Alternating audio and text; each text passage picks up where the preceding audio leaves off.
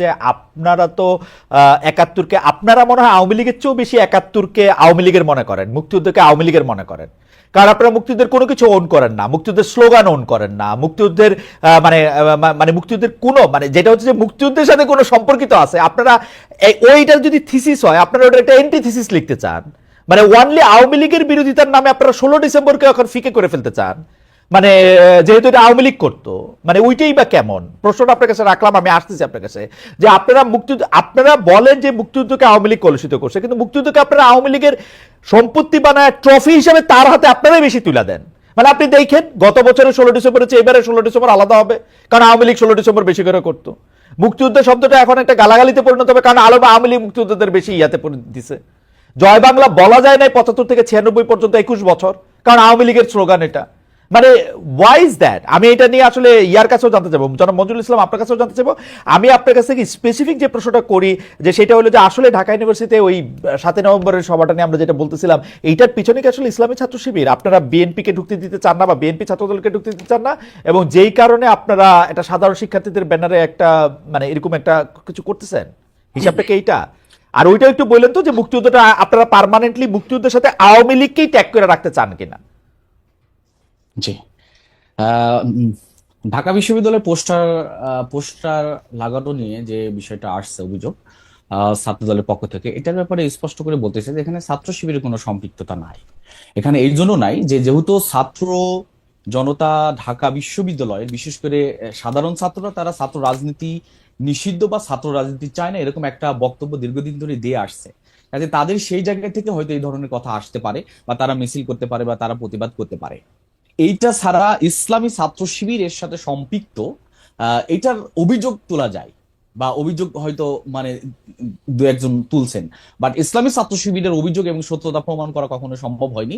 আর আরেকটি বিষয় মুশির রহমান ইসলাম ভাই বলছেন, সেটা বলতেছে ছাত্র শিবির রাজনীতি ছাত্র রাজনীতি নিষিদ্ধ চায় না। ছাত্র শিবির ছাত্র রাজনীতির পক্ষে বক্তব্য দিয়ে আসছে এবং ছাত্র শিবির ছাত্র রাজনীতির সংস্কার চাই। সংস্কারটা কি, সংস্কার নিয়ে একটা আলাদা আলোচনা হতে পারে। কাজে এখানে আমি যদি বলি যে ঢাকা ইউনিভার্সিটিতে পোস্টার লাগানো এবং সেই পোস্টারের বিরুদ্ধে মিছিল করা ইত্যাদি এই ঘটনার সাথে ছাত্র শিবিরের কোনো সম্পৃক্ততা নাই। আর মুক্তিযুদ্ধের ব্যাপারে যদি বলি, মুক্তিযুদ্ধের ক্ষেত্রে মুক্তিযুদ্ধ নিঃসন্দেহে আমাদের একটা পরম পাওয়া, যে যার মাধ্যমে আমরা একটা নতুন জাতি হিসেবে আমাদের নিজেদেরকে পরিচয় দিতে পারি। এখানে মুক্তিযুদ্ধ আওয়ামী লীগ করতো, বেশি উদযাপন করতো, এখন আমরা করব না, আমরা মনে হয় যে এই জায়গার আমরা বিশ্বাসী না। তবে আওয়ামী লীগ যে নিজস্ব সম্পদে পরিণত করেছিল, আওয়ামী লীগ এটাকে নিজস্ব মনে করে এটাকে উদযাপন করতো, ওই জায়গা থেকে হয়তো এখন জাতি বের হয়ে আসবে। মঞ্জুর ইসলাম ভাই, আপনি কি এই জিনিসটা খেয়াল করছেন আওয়ামী লীগ যেটা নিজস্ব সম্পত্তিতে পরিণত করতো? আমার প্রশ্নটা হচ্ছে এইটা আমরা আওয়ামী লীগরে মানে এইটা হাতে তুলে ওরা নিজস্ব সম্পত্তি করে দিছি কিনা? আমরা মুক্তিযুদ্ধ থেকে আওয়ামী লীগের থেকে দূরে থাকতে চাই বলে মুক্তিযুদ্ধ থেকে দূরে থাকবো, ওইটা করে দুইটারে এক করে ফেলছে কিনা? আওয়ামী লীগ শুনলেই মুক্তিযুদ্ধ মনে হয় কিনা, মুক্তিযুদ্ধ শুনলে আওয়ামী লীগ মনে হয় কিনা?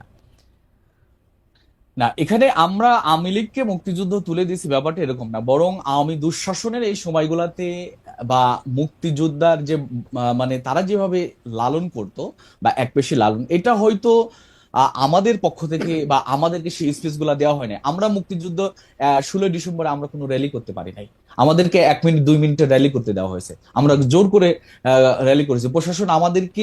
এইবার তো আপনারা প্রশাসনের সাথে আপনাদের সবচেয়ে বেশি খাতিল মনে হয়। এবার কত বড় করবে র্যালি? প্রশাসনে এবার কত বড় র্যালি করবে? 16 ডিসেম্বর আসতেছে তো। প্রশাসনের সাথে আমাদের খাতির নাই, আমরা এটা চিন্তা করবো র্যালি হওয়ার পর আপনারা জানতে পারবেন যে এটা বড় করে করবেন কিনা সেটা জানতে চাইছি। সেটা বড় করে করব কি করব না সেটা সিদ্ধান্ত আসবে, মানে বেশি দিন তো নাই, পরিকল্পনা না করলে অত বড় করে করতে পারবেন না তো নিশ্চয়ই। এটা আমরা একদিন 2 দিনের ব্যবধানে অনেক বড় পরিকল্পনা করে বাস্তবায়ন করতে পারি, যার পারি আর কি। আচ্ছা, আমি প্রশ্নটা করি, থ্যাংক ইউ। আমি প্রশ্নটা করি যে আওয়ামী লীগ সরকার পতনের পর আমরা খেয়াল করেছি যে ছাত্রলীগে থাকা ছাত্র শিবির নেতার আত্মপ্রকাশ ঘটতেছে নানাভাবে, এমনকি জুলাই আন্দোলনের সমন্বয়কও আমরা দেখতে পাচ্ছি যে ছাত্র শিবির নেতা। এই ধরনের কৌশলের কারণে গত 15 বছর শিক্ষা জীবন, ছাত্র রাজনৈতিক কেরিয়ার সবই আপনারা ঠিক রাখতে পেরেছেন, কিন্তু ছাত্রদলের অনেকে শিক্ষা জীবন কেরিয়ার ধ্বংস হয়ে গেছে বিগত সরকার আওয়ামী লীগ ছাত্রলীগের নিপীড়নের কারণে। অনুপ্রবেশের এই রাজনীতি কি আপনাদের সাংগঠনিক সিদ্ধান্ত হয়েছে নাকি ব্যক্তিগত সিদ্ধান্তে? প্রথম হলো যে অনুপ্রবেশ বলতে, অনুপ্রবেশে এটা ধরেন আমি ছাত্র শিবির করি, আমি ছাত্রলীগের একটা কেন্দ্রীয় পদ নিয়ে বসে আছি, আমি 2 মাস পরে গিয়ে অনুপ্রবেশ করছে বলে আমার জানা নাই। না না, আমার জানা নাই, আমি শিবিরের কেন্দ্র সভাপতি হিসেবে বলে আমার জানা নাই। ছাত্র শিবিরে অনুপ্রবেশের অভিযোগ নিয়ে আসা হয়েছে। অভিযোগগুলো আমি বলতে পারি। ঢাকা বিশ্ববিদ্যালয়ের সেক্রেটারি ব্যাপারে একটা অভিযোগ আসছিল। তিনি কোনো ছাত্রলীগের কোনো কমিটিতে ছিল না, তিনি ছিল ঢাকা বিশ্ববিদ্যালয়ের একটা ডিবেটিং সোসাইটির একটা ক্লাবের সে হলো দায়িত্ব পালন করতো। এটা ছাড়া আর কোনো কিছু আমার কাছে মনে হয় যে কেউ স্পষ্ট করতে পারবে না বা প্রমাণ করতে পারবে না, অভিযোগ করতে পারবে। তবে এটা অভিযোগ প্রমাণিত যে অসংখ্য মানে দলীয় মানে পদ আমি একদম হচ্ছে অনেক স্পেসিফিকলি দলের বলি, আমরা আমি দেখতে একটু পাচ্ছি স্পেসিফিকলি বলি, যারা আপনি একটু, ছাত্রলীগ করতো। যারা এবং মজুল ইসলাম, ঢাকা ইউনিভার্সিটির কমিটি থেকে এরকম মজুল ইসলাম কয়েক ভাই, ছাত্রকে বহিষ্কার মজুল করা ইসলাম হয়েছে, ভাই এরকম আমরা কিন্তু দেখতে মজুল পাচ্ছি। ইসলাম ভাই কাজে আপনাকে, হ্যাঁ মজুল ইসলাম ভাই আপনাকে হ্যাঁ অনেকে ফলো কাজে করেন এবং আপনার হ্যাঁ কাছে, আপনার মুখে শুনলে এটা পরিষ্কার হয়ে যাবে। মজুল ইসলাম ভাই, এই যে ঢাকা বিশ্ববিদ্যালয়ের শাখার যে সেক্রেটারি, বাংলাদেশ ইসলামী ছাত্র শিবিরের জেনারেল সেক্রেটারি জনাব এস এম ফরহাদ, সমাজ কল্যাণ ও গবেষণা ইনস্টিটিউটে কি ছাত্রলীগের পদ ছিল না ওনার? না, ছিল না? ছাত্রলীগের মানে এস এম ফরাদ বলে মানে মানে এস এম ফরাদ বলে আরেকজনকে মানে ছাত্র শিবির এস এম ফরাদ বলে চালিয়ে দেওয়ার যে একটা মানে কালচার, এটা আমরা দেখে আসছি, যে ট্যাগ দিয়ে দেয়া যে এই নিয়ে হলো ইসলামী মানে ছাত্র উনি শিবিরের নাম ছাত্রলীগ হলো করেন নাই ফরাদ। কোনোদিন? ছাত্রলীগ আমরা করেন নাই? স্পষ্ট করেছি, না উনি ছাত্রলীগ করেন নাই। আমরা আমাদের পক্ষ থেকে, ঢাকা ইউনিভার্সিটির পক্ষ থেকে আমরা স্টেটমেন্ট দিয়ে পরিষ্কার করেছি বিষয়টাকে। না, উনি ছাত্রলীগ করেন নাই, উনি ডিবেট ক্লাবের সাথে উনি সম্পৃক্ত ছিল।